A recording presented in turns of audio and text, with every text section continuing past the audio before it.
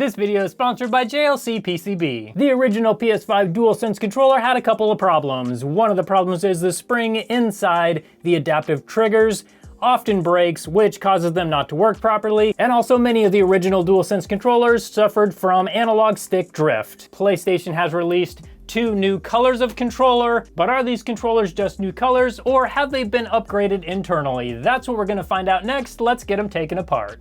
This is actually my first look at both of these controllers. I have not opened these up before. And here is the black one. I'm not gonna lie, that is a pretty sleek looking controller. Let's check out the red one. This is pretty nice looking too. Before I opened these, I was pretty sure I was gonna like this red one the best, but I'm actually not sure. These are both really cool looking controllers. But we're not here to look at the outside. Let's get them apart. Let's start by taking apart the black one.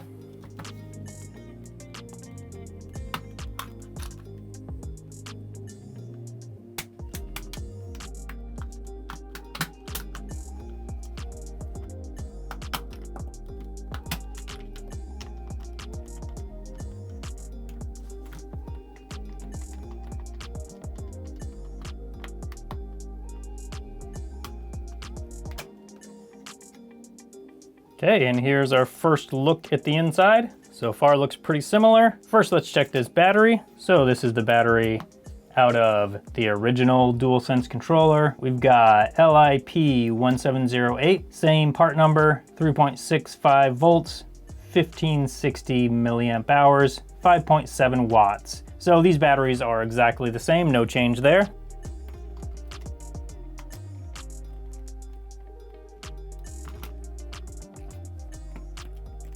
Next, let's get down to the board and see if that's any different.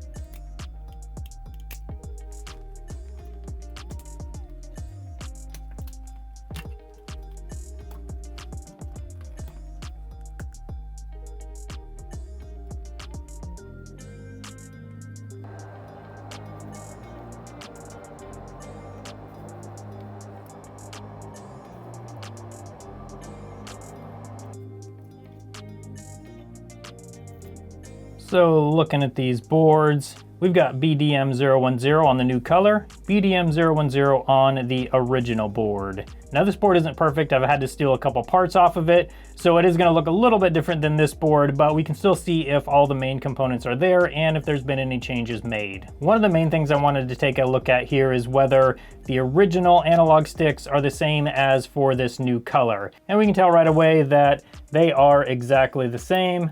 Same feel, same look, same parts, same colors, everything is exactly the same on them. Now that's disappointing because this would have been the perfect time for Sony to upgrade these. It also would have been the perfect time to upgrade the springs in the adaptive triggers, but we'll take a look at that in just a second here. So are there any other changes on the board? And we've got BDM010 printed on the bottom here and BDM010 printed on the bottom here. This one's missing this chip. I did have to take that off, but that would be this chip right here. And I don't see any other changes.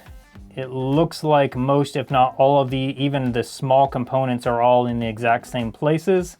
So I don't see any major or even minor changes on this board for the new color. Let's take a look at the adaptive triggers and see if we can tell if that spring has been upgraded. This is the spring right here that I'm talking about, and this spring is the one that I had to remove from this adaptive trigger because it broke. This is a very common problem with these DualSense controllers. I was hoping that this one would be a little more robust, and it is possible they used a different metal on it, but as far as I can tell, it's the same. It looks to be the same thickness. I don't see any redesigns of any of the components, so what it looks like to me is this is also exactly the same. Now, one thing I do want to mention, if you do have to replace the spring on your controller, you can just remove this bottom portion, just like that. It isn't the easiest thing to do, but it can be done, and this just pulls right off. And then you can get right to this spring if you need to replace it. All you have to do is push it like this. You can pull it around that little guide right there. And then when you put the new one on, You just put that arm right in that little groove, and then you're done. And then this just slips right back on, just like that.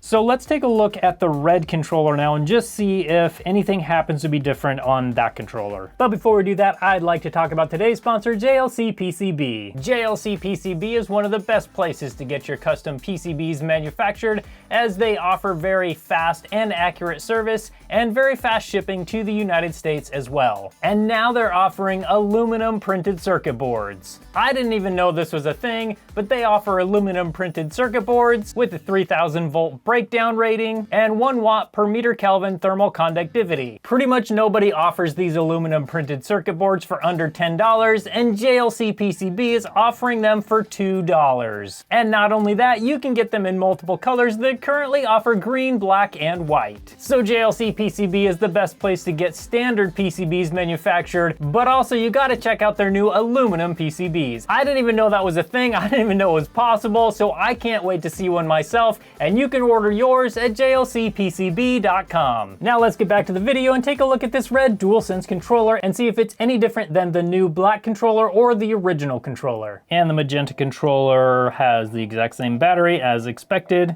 Let's take a look at the board. I do have to say, I was not expecting to like that black controller so much. I already liked this better, this Magenta one better when I bought them, but I don't know, that black one is pretty nice.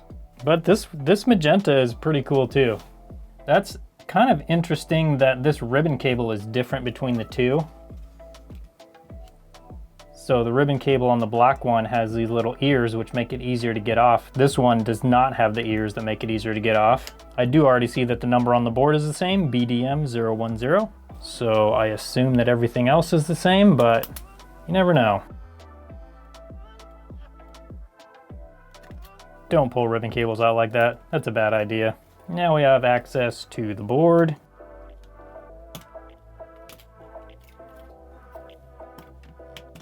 And as I expected, analog sticks are exactly the same. It's a real bummer that Sony didn't take this chance to upgrade these when they were putting out the new colors. Hopefully they will put out a new controller soon that's updated with a stronger spring. Let's take a look at the spring on this controller. And it also looks and feels exactly the same.